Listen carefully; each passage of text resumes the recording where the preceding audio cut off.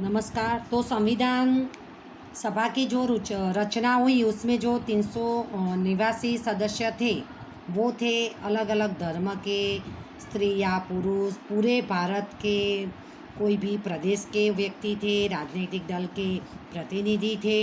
ऐसे उनमें से जो पंडित थे, जो निष्णात थे, ऐसे लोगों को संविधान की रचना करने के लिए उनको लिया गया था।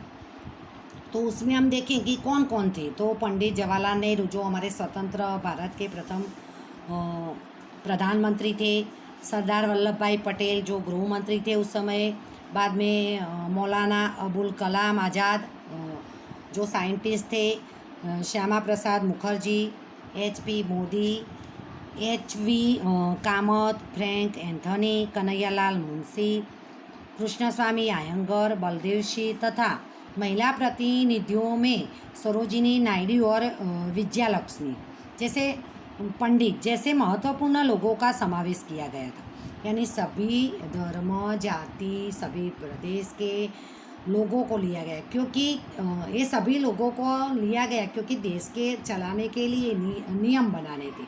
तो वो नियम बनाए तो सभी धर्म के, जाति के, सभी विस्तार के लोग होंगे तो किसी के साथ अन्याय न हो।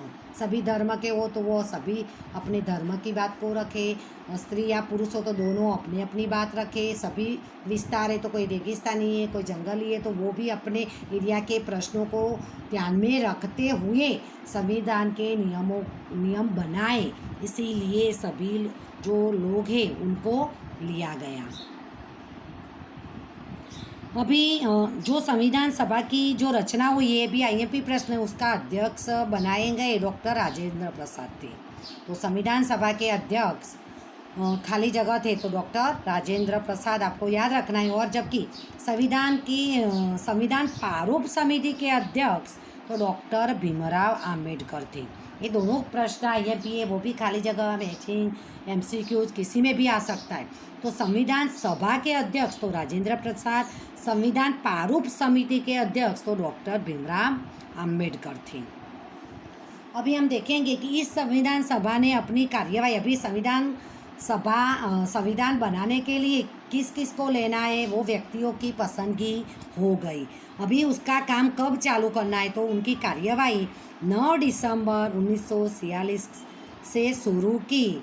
तो ये याद रखना, ये भी आपको खाली जगह MCQs में आए। ऐसा है कि संविधान सभा की शुरुआत या कार्यवाही कब शुरू हुई, तो 9 दिसंबर 1946। अभी उनको बनने में कितना समय लगा, तो 2 वर्ष 11 मास 18 दिन। ये संविधान जो पूरा बना देश को चलाने के लिए, जो नीति नियम बनाया गया, उसको समय लगा 2 साल 11 मास 18 दिन। और वो संविधान बनाने के लिए कितनी बार मीटिंग हुई, बैठक हुई, तो 166 बार बैठक हुई, मीटिंग हुई। क्योंकि कोई भी निर्णय लेना होता है तो बिना मीटिंग का तो नहीं हो सकता ना। तो 166 बार ये सारे सदस्य एक साथ मिले, बाद में कोई नतीजे पर पहुंचते थे। तो ये भी IMP सारा कार्यवाही शुरुआत संविधान सभा की 9 दिसंबर 1946। कितना समय लगा, 2 वर्ष 11 मास 18 दिन। और कितनी बैठकें हुई, तो 166। और इतनी बैठकें होने के बाद संविधान के निर्माण की कार्यवाही पूरी हुई।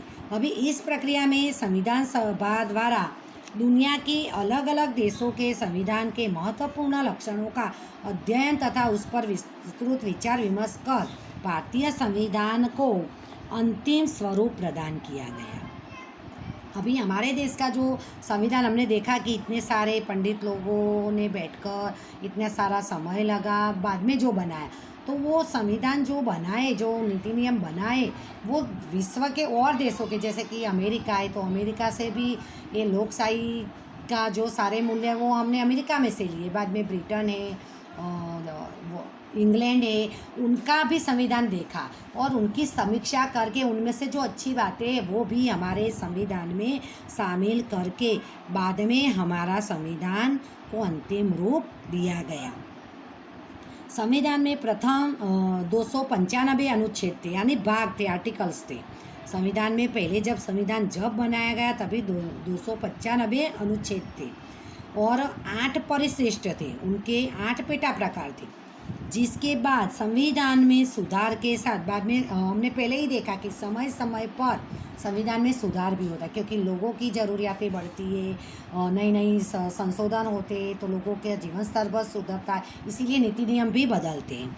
तो उसके कारण जो नया सुधार हुआ तो उसके साथ 395 अनुच्छेद हो गए। देखो 600 अनुच्छेद बढ़ गए और परिशिष्ट 9 बन गए, और उसके साथ संविधान का स्वरूप निश्चित हुआ।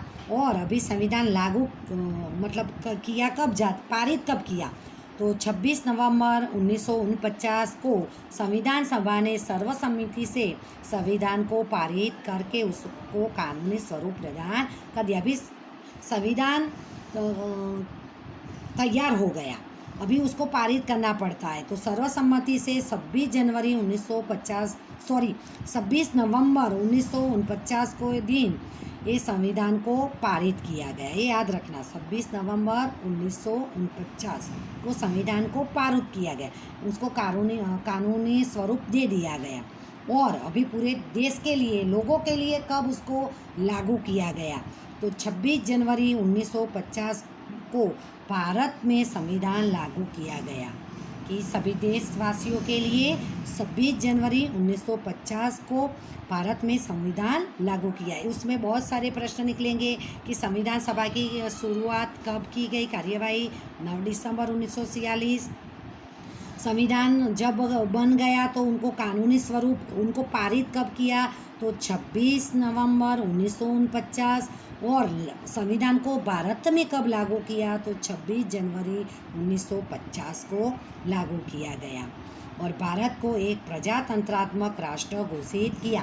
प्रजातंत्रात्मक राष्ट्र यानी भारत में हमारे देश पर जो शासन करते, कि हमने देखा राज्य में राज्य सरकार है, केंद्र में केंद्र सरकार है, और उनमें जो बैठने वाले जो पदाधिकारी हैं केंद्र में जैसे प्रधानमंत्री है, उसके राष्ट्रपति है, और लोकसभा राज्यसभा है, वैसे राज्य में मुख्यमंत्री है, राज्यपाल है, और विधानसभा के सदस्य। तो ये सभी जो पूरे देश पर शासन कर राज्य में और देश पर शासन करते हैं, उनको चुनकर प्रजा भेजती है, कि जो चुनाव प्रक्रिया होती है उसमें प्रजा ही पसंद करती है, वही हमारे पर शासन करता है। इसीलिए भारत को प्रजातंत्रात्मक राष्ट्र कहा गया है। और हम इसीलिए 26 जनवरी को गणतंत्र दिवस के रूप में मनाते। स्कूल में भी आप सब जानते कि बहुत सारे प्रोग्राम भी हम रखते हैं। तो ये सवाल आपको है कि 26 जनवरी को गणतंत्र दिवस क्यों मनाया जाता है, तो 26 जनवरी को हमारा संविधान भी लागू हुआ था, और उसी दिन से हमारे देश को प्रजातंत्रात्मक घोषित किया गया था। यानी चुनाव की प्रक्रिया से जो हमारे देश पर जो शासन करते, उनकी पसंद की आम जनता ही करती है। इसीलिए भारत को गणतंत्र राष्ट्र भी कहते हैं। दूसरा, 15 अगस्त को हमारा देश आज़ाद हुआ था, तो हम उसको स्वातंत्र्य दिन के रूप में मनाते हैं। तो ये दोनों चीज़ आप याद रखना। अभी हम देखेंगे कि भारतीय संविधान में 4 सिंहों की मुखाकृति है, कि जो हमारी राष्ट्र मुद्रा है, और हमारे राष्ट्रीय प्रतीक के रूप में हमारी जो राष्ट्र मुद्रा है, तो वो 4 सिंह की आकृति वाली अशोक के जो सिंह स्तंभ है उसमें से ली गई है। और उसके नीचे सत्यमेव जयते लिखा हुआ है। तो जो हमारा राष्ट्रीय मंत्र है, राष्ट्र सूत्र है, तो ये भी प्रश्न में आ सकता है कि हमारा राष्ट्र सूत्र कौन सा है, तो सत्यमेव जयते। और राष्ट्रीय चिन्ह तो वो कौन सी है, 4 सिंहों की मुखाकृति। अभी हमारे संविधान में नागरिकों के मूलभूत अधिकार, जो अभी आप 9th चैप्टर में ही पढ़ने वाले हैं। हमारे अधिकार जो 6 हैं, वो जैसे कि वाणी स्वातंत्र्य, व्यक्ति स्वातंत्र्य, समानता का अधिकार है, संवैधानिक उपचारों का अधिकार है, धार्मिक स्वतंत्रता का अधिकार है, शिक्षा का अधिकार है। ये 6 अधिकार है। बाद में कर्तव्य, हमें कुछ देते, ये हम अधिकार लेते हैं सरकार से, तो वो सामने हमें कुछ अपनी जिम्मेदारी भी बनती है, वो है हमारे कर्तव्य। वो हर एक किताब के फर्स्ट पेज पर कर्तव्य दिए हुए हैं, तो आप कभी पढ़ लेना। बाद में राजनीति के मार्गदर्शक सिद्धांत, की जो सरकार कानून बनाती है तो उसमें राजनीति के मार्गदर्शक सिद्धांतों का भी ध्यान में लेती है।